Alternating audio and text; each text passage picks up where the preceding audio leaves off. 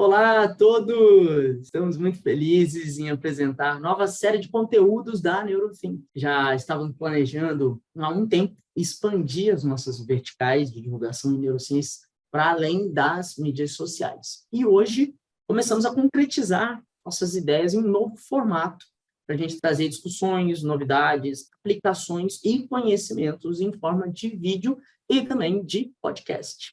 E nessa ideia nova, parte dela é desenvolver um ambiente integrativo, onde nós vamos trazer convidados neurocientistas e especialistas em diversas outras áreas para conversar e para discutir sobre a importância da neurociência no dia a dia e também das suas aplicações práticas para a sociedade, para a cultura e para a tecnologia também.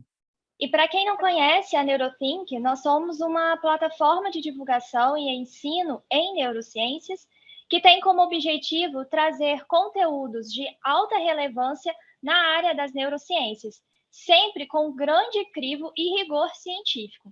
Na Neurothink, todos os nossos conteúdos são desenvolvidos por neurocientistas, mestres e doutores, garantindo uma qualidade e veracidade científica dos temas abordados.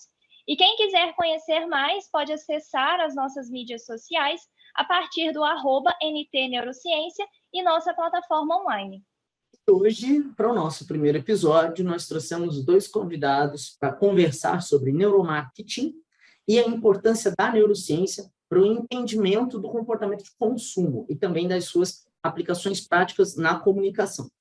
E o nosso primeiro convidado é publicitário, mestre e doutor em comunicação, especialista em marketing também. É um profissional de comunicação e marketing que atua na área de sustentabilidade social corporativa, responsabilidade social, diálogo social também, planejamento de comunicação e marketing, comunicação organizacional, liderança, desenvolvimento de pessoas e oratória. Ele já desenvolveu projetos de investimento social e de gestão de impacto de empresas como Shell, Vale do Rio Doce, Grupo Pão de Açúcar, Carrefour e, se ainda não está bom para vocês, ele ainda é coach, formado, especializado em Life Coach, Leader Coach e Executive Coach também, e Team Coach. Desenvolveu e implantou pela ONU, em parceria com o Ministério das Relações Internacionais aqui do Brasil, um projeto de grade de programação e estrutura comercial da TV e da rádio governamental de São Tomé e Príncipe, país da África. Também professor da UF e da UERJ. Ufa! Estamos falando de Eduardo Guerra Murad. Bem-vindo, Murad. No campo das neurociências, nós trouxemos biomédico, tecnólogo em marketing, mestre em neurociências e especialista em gestão de projetos e também especialista em neuromarketing, Igor Romano. Bem-vindo, Igor, aqui também a nossa gravação. Eu sou Carlos Gustavo Garcia, sou mestre e doutor em neurociência. E também minha companheira mediadora por aqui. Eu sou a Mariana, também sou mestre e doutora em neurociências. Eduardo, Igor, muito obrigado pela presença e disponibilidade, ter aceitado participar do nosso primeiro episódio. É muito bom ter vocês aqui hoje com a gente. É um prazer enorme para todos nós da Neurofink. É um prazer estar aqui com vocês, contem sempre comigo, tenho certeza que vai ser um papo ótimo. Também agradeço muito, Para quem não sabe, eu também faço parte da Neurofink, então, assim, é muito legal a gente ter convidados tão especiais aqui com a gente e ver os projetos indo para frente. É muito bom a gente estar conseguindo mais essa abertura para fazer os nossos trabalhos dentro da Neurofink. E para começar aqui a nossa conversa, eu acho que é interessante a gente entender um pouquinho sobre o que é o marketing, qual que é a sua importância no marketing, e como foi a evolução dele ao longo do tempo. E eu acho que o Murad é a pessoa ideal para poder falar disso com a gente aí. Murad, fala um pouquinho mais sobre isso aí com a gente. Excelente pergunta. Daria para dar um podcast inteiro aqui sobre isso, na verdade até muito mais. Quando a gente pensa em marketing, tem gente que vai usar uma expressão super comum, uma historinha super comum, de que o primeiro hominídeo, que colocou uma pele na frente da caverna para dizer aqui temos peles de animais, começou a fazer marketing, mostrar para o público que tinha interesse num produto qualquer, que ali era possível se trocar, comercializar, não tenho esses conceitos exatos, mas que ali tinha aquele produto. Pra você ter uma ideia, uma das empresas mais antigas, se não a mais antiga do mundo, que é uma empresa de uísque europeia, ela tem mais de 1000 anos. E até hoje ela funciona, até hoje é uma marca de uísque interessante. Então, não é uma novidade. Mas do jeito que a gente conhece, é do século XX. As primeiras formalizações dos conceitos, técnicas e processos é de meados do século XX. E o marketing é um processo transversal à organização, que tem que ter atenção do CEO, do diretor-geral, do presidente, do dono da empresa, até o chão de fábrica, o faxineiro. Todos os níveis. Não quer dizer que todo mundo vai tomar decisão, mas tem que ser vivido pela organização. A função central do marketing é olhar o mercado, entender o mercado como concorrentes, substitutos, clientes e o macroambiente como todo, ou seja, legislação, políticas, meio ambiente, entender esse ambiente onde aquela organização está para trazer isso para a organização e diante daqueles cenários, que produto, serviço eu posso entregar de maneira diferenciada, que gere lucro para a organização e entregue um serviço, um produto útil para a sociedade. É para isso que serve o marketing, né? Quando a gente fala, fulano tal é marqueteiro de maneira pejorativa, é pelo mau uso dessa ferramenta como de qualquer outro conhecimento da humanidade. Eu posso usar um lápis para fazer uma coisa terrível. Eu posso usar um lápis para fazer um desenho brilhante, maravilhoso, ou escrever uma carta única. Então, não interessa qual é a ferramenta do ser humano, depende para que quer usar. Então, o marketing é para isso. Entender o mercado, trazer para dentro da organização, ela entender quais são as capacidades, potencialidades dela, e o que ela, como organização, pode oferecer para o mercado de maneira interessante, diferenciada, e que gere lucro para ela e um bom serviço para a sociedade. A ideia básica é essa. Só que ao longo do caminho, que é a segunda parte da sua pergunta, como isso se dá muda? Porque a sociedade mudou, as tecnologias mudaram, né? O tipo de troca e de concorrência muda. Então, se de lá no primeiro momento, quando você tinha poucos produtos, poucas empresas oferecendo produtos, a grande estratégia era estar disponível, era uma questão de existir ou não existir. Hoje, que você tem? Né? Passando um salto no tempo, que a gente passou por várias eras no marketing, né, onde ter um preço melhor, uma estratégia de vendas melhor era mais interessante, ou ter uma comunicação melhor era mais interessante, ou ter uma dimensão social, socioambiental era mais interessante, depende do que é o contexto, de novo, da sociedade naquele momento, que a necessidade e os desejos daquela comunidade vão mudando com o tempo. Não é? Lembra? Eu olho para o mercado, entendo que ele deseja e que ele precisa, que não são a mesma coisa, trago o processo e devolvo com produtos ou serviços. Hoje, quando você olha para o mercado, um mercado que eu tenho uma concorrência global, efetivamente, desde as primeiras viagens das capitanias hereditárias, geradas capitanias hereditárias, mas assim, do comércio globalizado, que a Companhia das Índias ia lá nas Índias buscar o cravo e voltar, já estava globalizando em alguma medida, né? Aí não cabe a gente discutir se é globalização, mundialização, né, os três termos, né, que estão aí, de política, cultura e economia, mas já estava começando a conectar o mundo como um todo pelas vias de comércio, pelas vias logísticas de transporte de produtos ou serviços, e, por consequência, da cultura, dos conhecimentos, do olhar sobre o mundo. Hoje, eu posso comprar um produto da Austrália, da Nova Zelândia, de Portugal, do sul do país ou da minha esquina, pelo meu celular. Então, a concorrência ela mudou de lógica, portanto, as estratégias de marketing mudaram. Eu preciso ter uma presença digital, dependendo, é claro, do meu negócio. Eu preciso entender que o cliente, como é que eu falo a linguagem daquele cliente, preciso ter relacionamento com aquele cliente, coisa que há 50 anos atrás eu vinha, né, vendia um batom e saía, né? Compre batom. Vocês são novos, mas talvez vocês se lembrem dessa campanha. Eu fazia conexões de tempos em tempos e momentos promocionais. Eu não tinha um relacionamento continuado. Mas o advento da internet, dentro dela das redes sociais, propiciou uma outra lógica de relacionamento, e a partir do relacionamento e desses posicionamentos políticos, sociais, ambientais, eu passo a ter relevância para aquele público, já que eu tenho muita concorrência, e os produtos são pouquíssimo diferenciados entre eles, tecnicamente pouco diferenciados. O que vai diferenciar são outras dimensões de relacionamento. Hoje a gente está nessa pegada.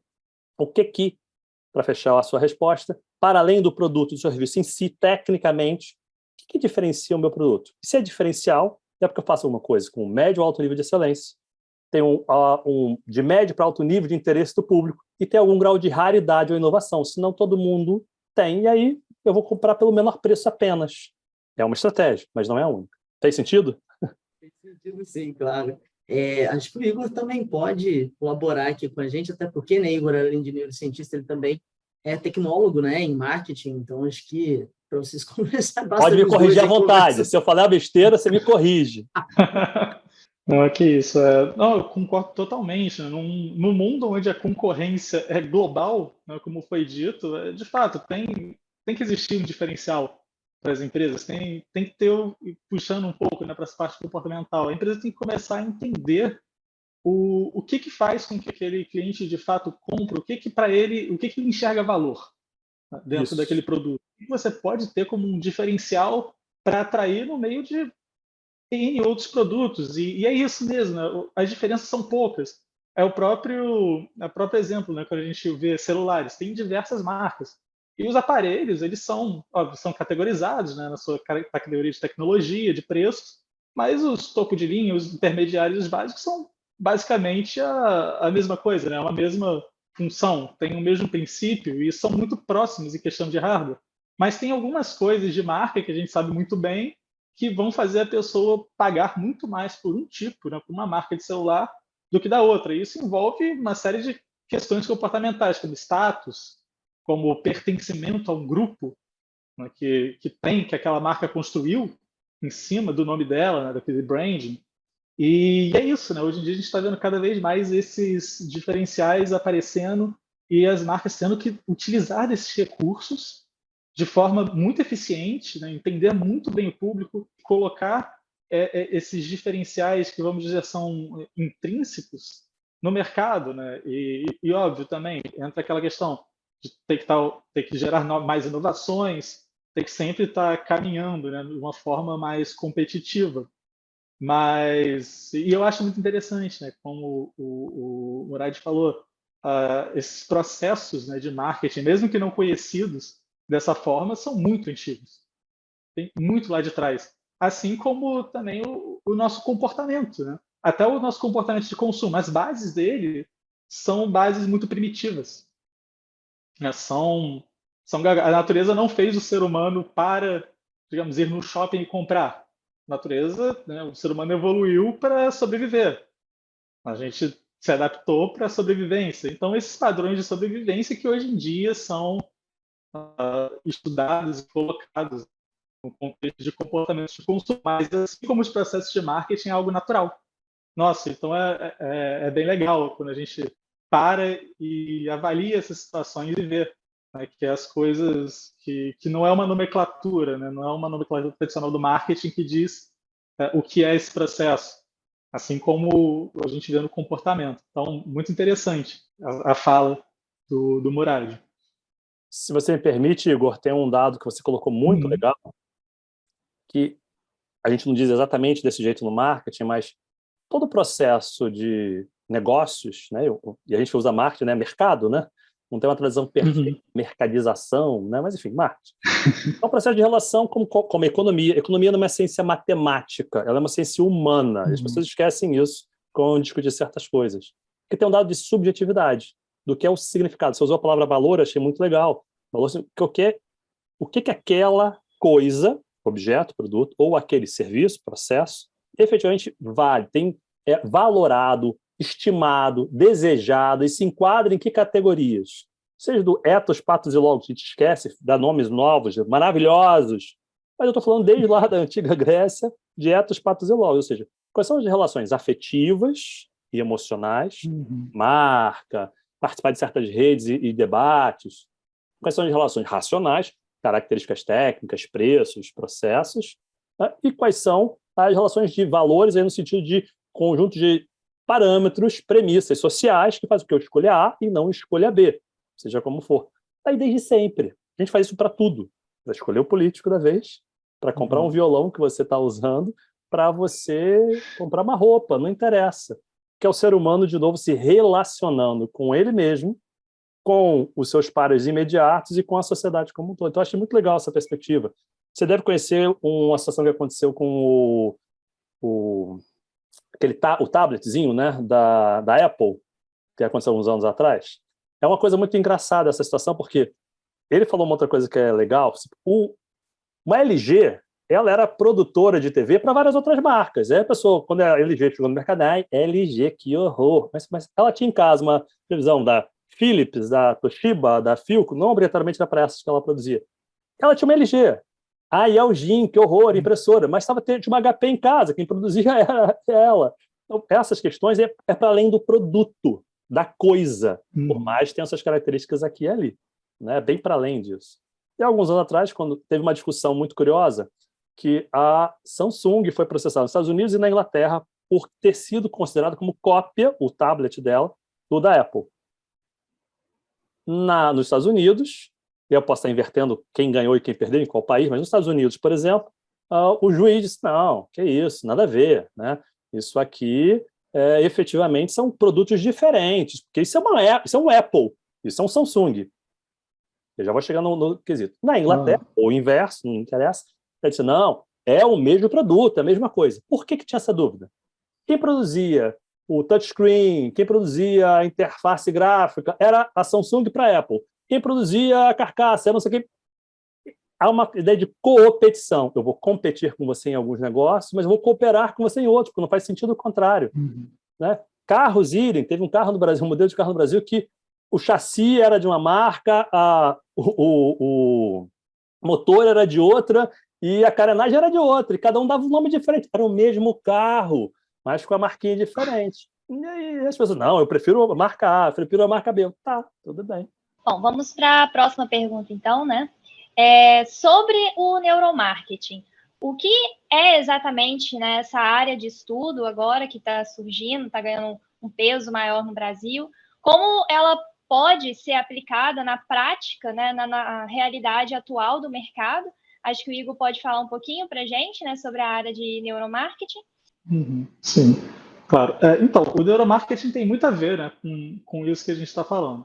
Na verdade, né, essa é uma área multidisciplinar que vai englobar tanto a psicologia, o marketing, né, claro, a neurociência, fisiologia. Então, é realmente uma área bastante ampla de muitos profissionais, né, que podem exercer dentro dessa função e contribuir grandemente com o seu desenvolvimento. E é um campo que também tem muitas aplicações práticas, né? Especialmente daqueles conhecimentos derivados da neurociência e estudos comportamentais, voltando, né, para o desenvolvimento da comunicação e do próprio marketing.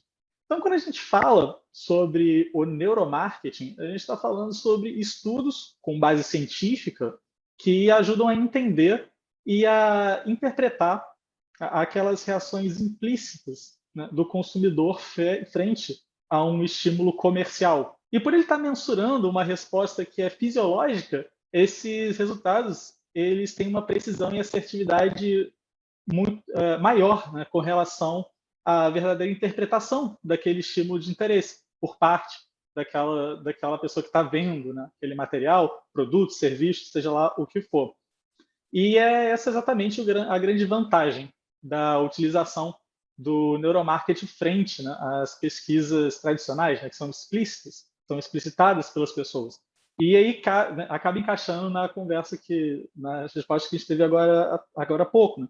No mundo cada vez mais competitivo, as pesquisas de marketing, o entendimento do público-alvo se torna cada vez mais importante. É um ativo muito valioso para as empresas, e especialmente quando são respostas, né, que geram insights que podem aprimorar um produto, aprimorar uma comunicação, aprimorar um ambiente comercial como um todo. E essa vantagem do neuromarketing, ela é bastante expressiva quando a gente começa a entender que os resultados de algumas pesquisas tradicionais, né, como, por exemplo, formulários, revistas, grupos focais, entre vários outros, eles estão sujeitos a interferências e vieses, especialmente por serem expressões conscientes que a gente dá. Então, a gente recebe aquele estímulo, tem o processamento, a gente interpreta, tem o processamento inconsciente, o processamento consciente daquilo, e aí sim a gente vai falar e dar uma resposta, né, em cima daquilo. E isso muitas vezes é um problema. Por quê? Porque nem sempre a gente consegue dizer exatamente o que a gente está sentindo. Por ser uma coisa implícita, nossa, inconsciente, que a gente não consegue ter um acesso completo daquilo, de como estão sendo nossas emoções, de onde está sendo exatamente nossa atenção, o que está motivando a gente, nem sempre a gente consegue, né? São coisas difíceis da gente responder explicitamente. E isso pode gerar alguns dados que não são totalmente precisos, e até mesmo, né, que são bastante diferentes do que a gente realmente está interpretando daquele estímulo e do que realmente a gente faria, né? Como realmente seria o nosso comportamento. Então, o neuromarketing ele vem como uma tentativa, né, e ferramentas para conseguir sobrepujar essas limitações das pesquisas tradicionais. E para isso são usadas algumas técnicas e protocolos de estudos, né, especialmente fisiológicos e neurofisiológicos, que foram adaptados e até desenvolvidos, né, de certa forma, para serem aplicados a essa realidade dos estudos e pesquisas de marketing. E um exemplo bastante interessante é a utilização da eletroencefalografia, né, o EEG, que já há bastante tempo utilizado na clínica. E essa nova utilização, né, essa reproposição para a realidade do marketing é para a gente tentar, como exemplo, estimar uma valência e intensidade emocional, isso em tempo real, né, frente a uma comunicação comercial, por exemplo. E assim é possível a gente entender o que aquela peça publicitária, né, produto, ambiente, seja lá o que for, está evocando naquela pessoa e no conjunto, né, daquele público-alvo. E com isso a gente consegue aprimorar e moldar a nossa comunicação de acordo, né, com os objetivos da marca e com esses dados que são captados nesses estudos. Um outro exemplo que é bem interessante, que é bastante utilizado, né, é o rastreamento ocular, o eye tracker, que serve para a gente entender os focos atencionais dentro da comunicação. E com essa metodologia a gente consegue entender, né, saber aonde o consumidor está prestando mais atenção, quanto tempo ele demora para encontrar aquelas partes mais importantes dentro, né, daquilo que a gente quer passar, quanto tempo ele também retém a atenção nos locais-chave. Porque não adianta nada a gente ter uma comunicação, ter um ambiente ou ter um website, por exemplo, onde a nossa informação mais importante não é percebida. Então, é uma ferramenta que ajuda nesse desenvolvimento, né, da comunicação para a gente conseguir colocar as coisas no lugar certo, em conjunto com a EG, saber o que aquilo está evocando e construir, no todo, uma análise, né, mais aprofundada. E também tem várias outras técnicas que são utilizadas, né? Não são só essas duas, né, obviamente, como a eletromiografia, a eletrocardiografia, análises de resposta galvânica, né, da sudorese, e até mesmo, né, em estudos mais complexos, que são mais caros, mais aprofundados, e até mesmo acadêmicos, a ressonância magnética funcional. E o conjunto, né, dessas técnicas, elas podem ser utilizadas, uma suprindo, né, a limitação que a outra tem, ou até mesmo para gerar dados complementares. E o que é muito, né, é bastante utilizado, eu acho que deve ser inclusive um dos mais clássicos, né, do neuromarketing, clássico entre aspas, né, digamos assim, é utilizar um eletroencefalograma com um eye tracker em conjunto. Exatamente para aquela questão da gente conseguir ver onde está o ponto atencional e, em tempo real, saber o que aquilo está evocando. E não só quando a peça está pronta, mas também para montar toda aquela comunicação. Então, a gente consegue ver, tá, ó, o público, né, a média do público tende a olhar para essa parte aqui, e a gente tem uma valência positiva, né, uma emoção de valência positiva com alta intensidade. Então, é legal a gente associar isso com o nome da marca, por exemplo, tá? E até mesmo criar situações, problemas de emoções negativas e depois vir com o produto e a marca como uma solução. Então, a gente consegue, com esses estudos, moldar e construir essa comunicação mais assertiva, tá? E que vai impactar, digamos assim, impactar mais o público que está vendo aquilo. Mas é sempre importante também a gente ressaltar, né, que não existe um padrão mágico. Esses estudos têm que ser feitos de acordo com o público, de acordo com a marca, de acordo com o produto, com o contexto que ele vai ser apresentado, né? Porque isso tudo pode influenciar, inclusive, né, as nossas reações implícitas, as nossas reações inconscientes. Então, cada situação é uma situação para ser investigada, né, ser pesquisada pelo neuromarketing. Não dá para a gente inferir que em um estudo a gente achou o resultado X e que esse resultado X vai ser sempre a mesma coisa, independente do produto, local, contexto. Então, né, é importante deixar isso claro, que a gente precisa fazer, né, os trabalhos de acordo com essas variáveis. O neuromarketing não é algo mágico, é uma ferramenta a mais para ajudar no desenvolvimento, né, da comunicação. E assim, e dá para a gente perceber que a utilização dessas técnicas é o mundo, né? Como Brad falou também no começo, isso daí daria para a gente fazer um podcast inteiro só falando sobre as técnicas de neuromarketing, o estado da arte, os estudos acadêmicos que validam ou invalidam certas coisas que são feitas no mercado. Então é isso, né? Existem diversas formas de a gente aplicar.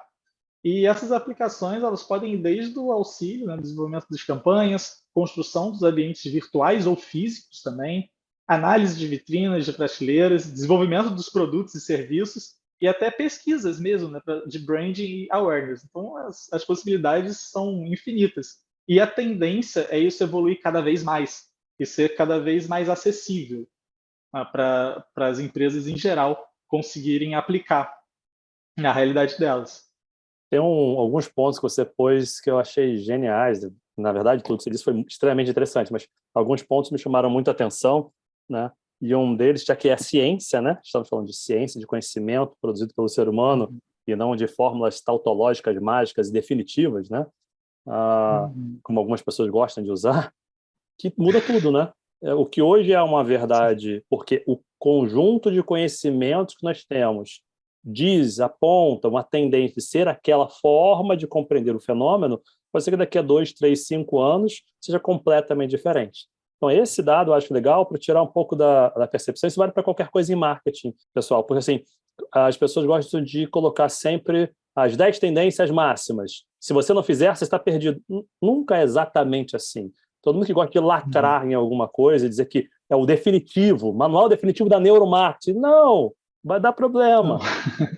Porque, de um lado, a ciência está sempre evoluindo, no sentido de está sempre transformando, questionando. É a dúvida que move a ciência, não é a certeza. E por que não? Que tal se que vai mover a ciência e vai reafirmar ou refutar algumas coisas ou contextualizar. Nestes contextos funciona, nestes contextos não funciona. Por consequência, já que está falando do ser humano, mudou o contexto social, tudo muda. Vocês talvez não lembrem, mais ou menos nos anos 90, até os anos 90, mais ou menos, você comprar um produto brasileiro, feito no Brasil, ai, que horror, produto brasileiro. Houve uma série de mudanças no cenário que foi, cara, que bacana, um produto brasileiro. Um exemplo é o suco de mais, que depois foi comprado pela Coca-Cola. Aquele suco, sem aquele contexto social, fez só mais uma coisinha. Ele se tornou o principal concorrente de uma mega indústria como a Coca-Cola. E era nacional, do Espírito Santo, começou local, absolutamente local, e se tornou o fenômeno que se tornou. Com o passar do tempo, de novo, a gente oscila, porque, né, os processos sociais são pendulares, né? Eles nunca voltam exatamente ao que eram antes, eles se retransformam, ressignificam, mas se movimentam. E aí a coisa de novo, brasileiro mais ou menos, eu quero estrangeiro. De novo, e são movimentos.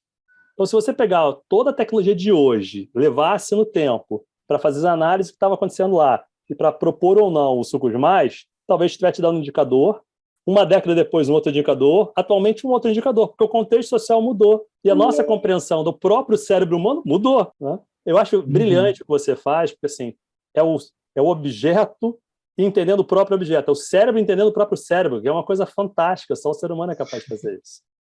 E tem mais uma coisa que você colocou que me chama muita atenção. Toda vez que a gente vem com uma nova tecnologia, um novo conhecimento, um novo processo, que todo mundo segue para usar aquela ferramenta, aquela metodologia, ou aquele procedimento, a gente tem um achatamento. Isso vai tornando cada vez mais complexo e mais difícil de um ser humano, como que tenho grandes insights e vou fazer alguma coisa, fazer uma coisa no achismo, porque todo mundo acha que sabe de marketing, todo mundo acha que sabe de comunicação, todo mundo é um pouco médico no Brasil, pelo menos, né? O volume de automedicação no Brasil é enorme, porque todo mundo acha que sabe, né? Não estou nem falando do passado muito recente, não. Estou falando de uma forma geral, né?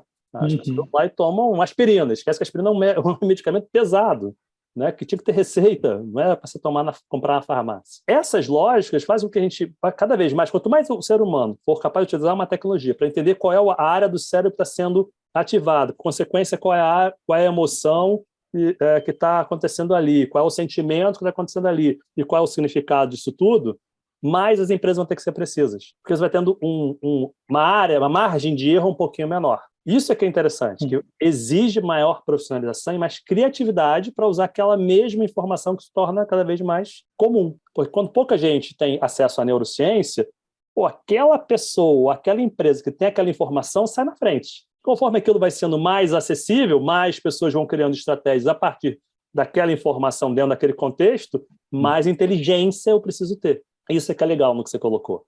Eu cada vez mais vou conhecer o cérebro humano, as reações subconscientes. Isso que é interessante o que você está colocando, porque todo o processo de pesquisa é isso, né? Eu tinha lá as pesquisas quantitativas tradicionais. Legal, me dá informação, mas eu dependo da minha resposta consciente, saber o que eu estou sentindo e pensando e passar por todos os meus filtros sociais e morais. Aí você vai lá, o sobrinho do Freud, junto com toda uma equipe, pensa nos primeiros modelos de pesquisas qualitativas, do grupo de focais e tantas outras coisas que se desdobram a partir dali. E aí eu tenho outras subjetividades que começam a se apresentar nessas qualitativas. Aí eu venho, o pessoal traz um aporte da antropologia e traz os métodos a partir da antropologia, nem sempre fazem realmente, mas enfim, da antropologia, e eu aprofundo um pouco mais, de maneira qualitativa, aquilo. Aí vem outras áreas da ciência e aportam um conjunto adicional. E mostra, por exemplo, que a minha memória não é obrigatoriamente objetiva. As memórias são construídas e reconstruídas. Eu posso ter certeza que eu vi alguma coisa e ter sido um blend, uma mistura entre o que eu realmente vivi, o que eu imaginei e o que me contaram. E aí eu consigo, de alguma maneira, com a neurociência hoje, identificar o que é lembrança e o que é construção. E vai melhorando, inclusive, a investigação criminal e tantas outras situações. Isso é muito legal. Tem realmente um pano para muitas décadas aí, no mínimo, né? Isso é verdade, né? E cada vez mais, assim, e eu acho que também é uma via de mão dupla, porque quanto mais as empresas tiverem interesse em saber essas informações e aplicar, mais a ciência vai desenvolver, porque vai ter uma demanda maior para aqueles estudos científicos. Então a gente vai acabar entendendo mais sobre nós mesmos, né? Sobre como funciona nosso sistema nervoso, como funciona nossa motivação, nosso comportamento, que vai ter uma demanda externa, que não é só científica, né? É uma demanda que está começando a surgir, das empresas quererem saber isso. Então, aumenta o aporte de dinheiro para essas pesquisas, aumenta, né, os investimentos privados dentro dessas áreas, e isso é uma coisa ótima. A gente vai, o único problema disso, é que aumenta a demanda ética.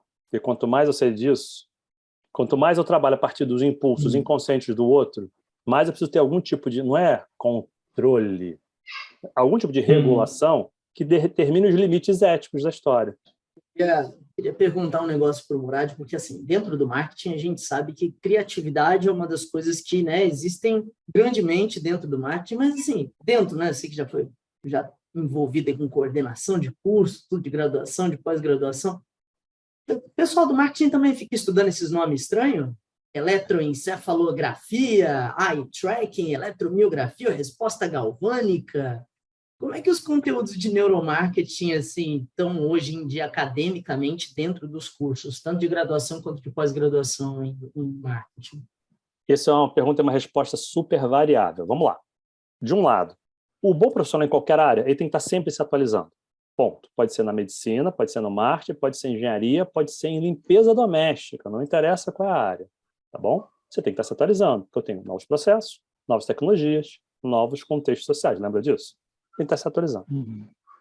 A ideia do neuromarketing, você pega algumas faculdades top de linha, né? Pensando em públicas, por exemplo, você pega uma USP, uma Unicamp, uma UF, uma UERJ, né? Uma UNB, são faculdades públicas, não obrigatoriamente porque é marketing ou neurociência aí, tá? Eu nem saberia fazer um mapa de neurociência aí nessa história. Mas elas vão estar sempre buscando a fronteira do conhecimento. Então, o que está acontecendo? E vão incorporar de várias formas a partir de projetos de extensão, projetos e disciplinas transdisciplinares, multidisciplinares, interdisciplinares, são características distintas, a partir dos seus congressos, dos seus eventos, dos papers, do que é posto para a sociedade, do que é pesquisado e ensinado. Tudo bem? Nas privadas, você vai encontrar faculdades como a SPM, por exemplo, que é uma faculdade que está sempre na fronteira do seu conhecimento. Sempre. Você, quando eu estava no IBMEC, eu trabalhei no IBMEC também, coordenei graduação lá, a gente lá, e já tem quase 10 anos isso, a gente já estava, pensa, o que era neuromarketing e neurociência 10 anos atrás, né? Claro que já tinha, mas era outra dimensão. A gente já estava trazendo esses elementos, estava trazendo as questões dos algoritmos para dentro da faculdade, inclusive para jornalistas. Hoje, o jornalista que se pretende como um profissional do futuro, que não seja capaz de lidar com alguns aspectos da neurociência e com aspectos da ciência computacional, do algoritmo, de números, dados, uma modelagem quantitativa de conhecimento, está perdido. E não é por causa do chat GPT. Hoje, no mundo, 70% do que é produzido, por exemplo, nos Estados Unidos, de jornalismo esportivo, que é um frame muito padrãozinho, que vai variar uma informação aqui ali, quem ganhou, quem perdeu, já é produzido por inteligência artificial. E será cada vez mais.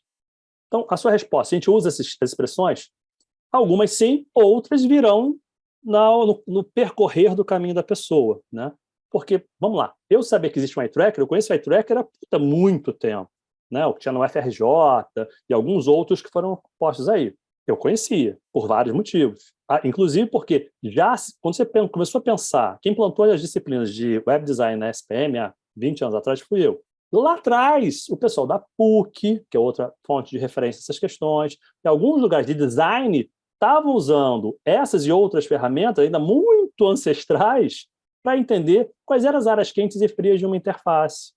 Naquele momento em Priscas Eras, diferente do impresso, que eu tenho um sentido de leitura do canto superior esquerdo ao canto inferior direito, né, tem uma diagonal de leitura em função da gente, no ocidente, da esquerda para a direita, de cima para baixo, tinham no impresso áreas chaves e importantes, onde eu colocava marca, colocava o conteúdo, colocava as imagens, e já conseguia entender por pesquisa, não por causa da neurociência naquele momento, né? Se eu colocasse a foto do lado da página direita, do lado de fora, que a pessoa olhava a foto e pulava o texto, por análise, observação. Quando você traz esses outros elementos das tecnologias, você vai confirmando algumas teorias, que toda teoria é transitória, e vai refutando outras tantas e criando outras possibilidades que não são pensadas até ali. Então, sim, a gente acaba tendo que ver expressões diversas.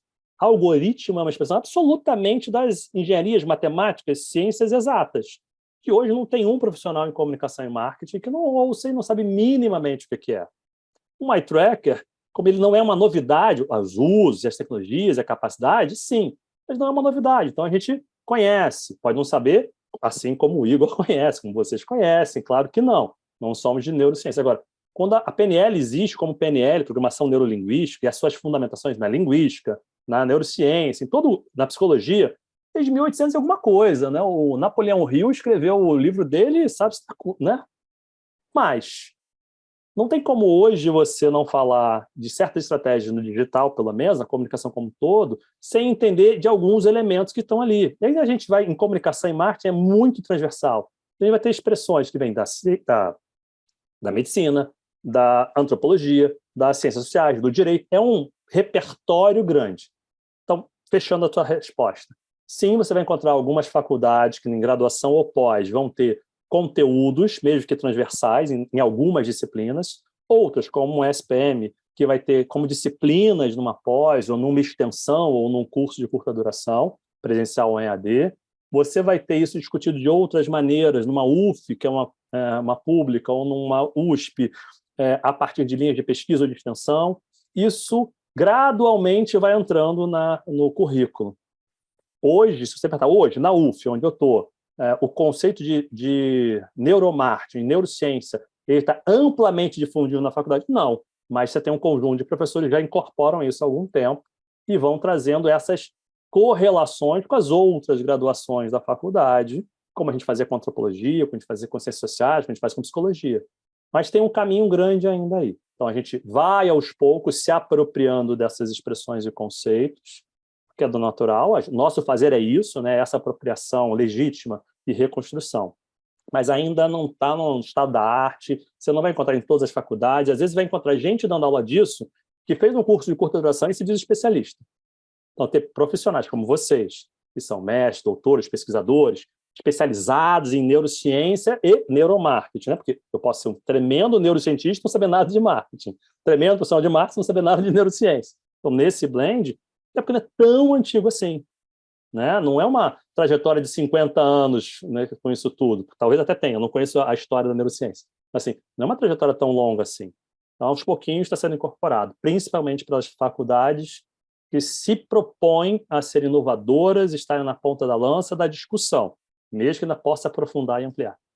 Pegando um pouquinho do gancho disso que você está falando, né, eu queria saber se existem alguns projetos que estão sendo desenvolvidos atualmente, né, nos cursos de marketing, envolvendo a área de neuromarketing, né, além da extensão que você comentou, Se teria alguns outros projetos? E como que você vê uma relação, uma integração entre os programas, né, de comunicação e os programas de neurociência? Tem. Se você pegar o pessoal da UFRJ, lá na COPEAD, eu tenho um grande amigo que ele começou o projeto dele em cima de internet das coisas, a coisa foi evoluindo, e ele está vendo uma área genial que vai avaliar o comportamento, e ele está tendo que trazer a neurociência. Um publicitário que tem uma trajetória por comunicação em marketing e que foi trazer esses aportes porque ele mergulhou no mundo metaverso, como a gente está colocando hoje, né?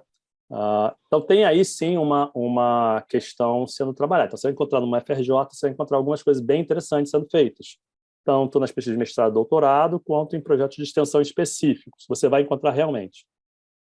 Você tem, na própria SPM que eu falei, você vai ver alguns núcleos, principalmente em São Paulo, mais do que no Rio, fazendo algumas proposições, inclusive em parceria com outras faculdades, né, já que ela não tem, por exemplo, medicina. Não tem um campus que pudesse fazer certas coisas.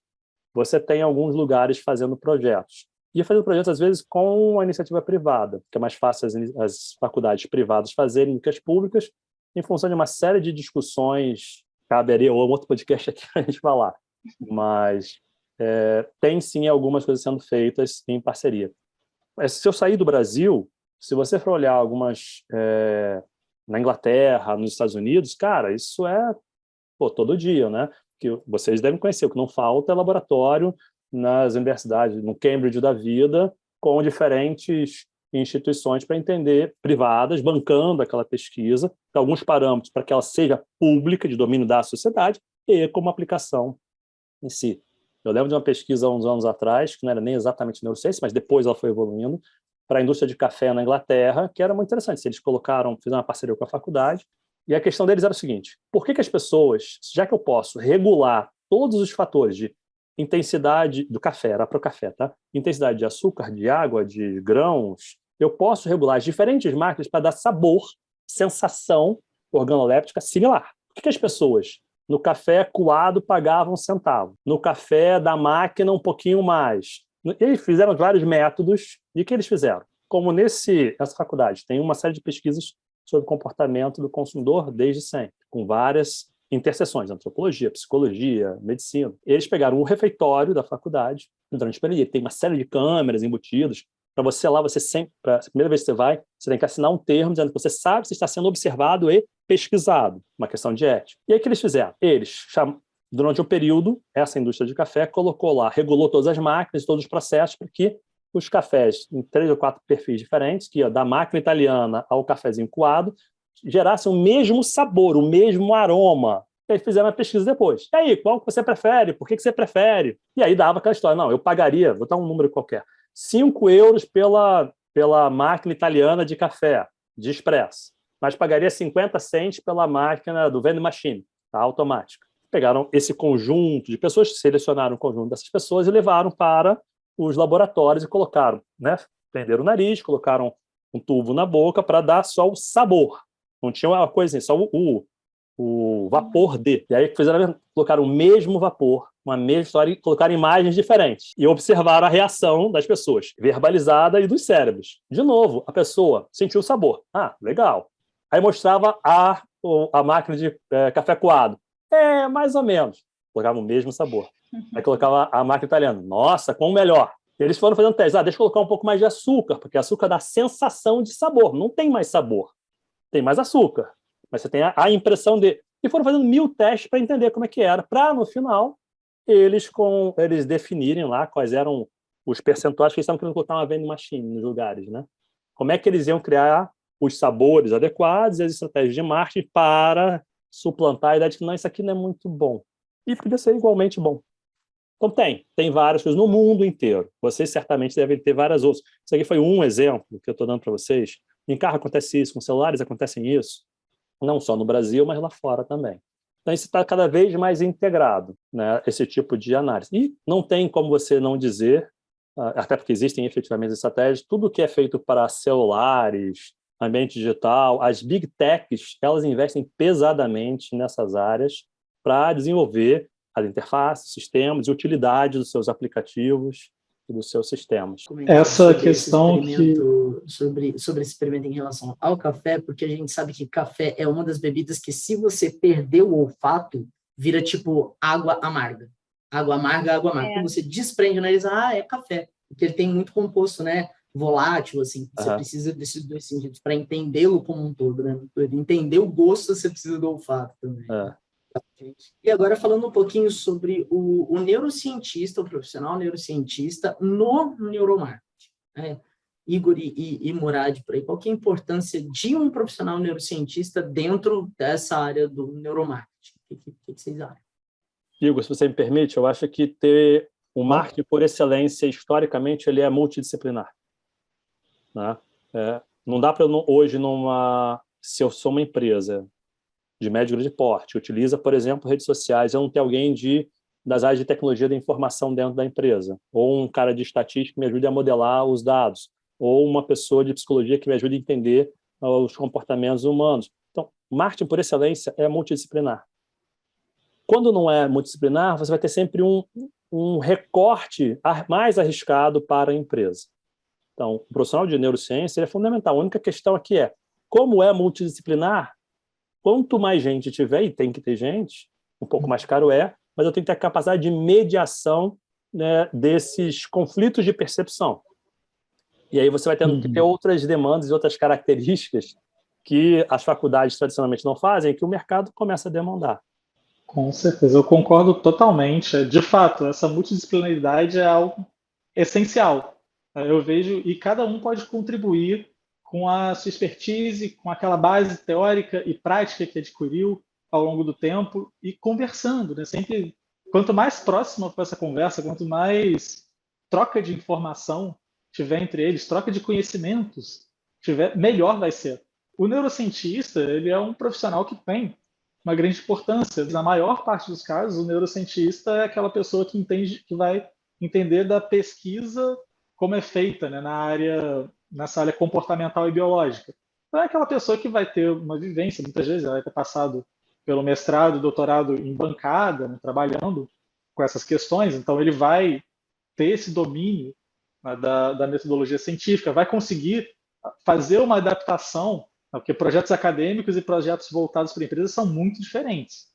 Projetos acadêmicos podem durar anos.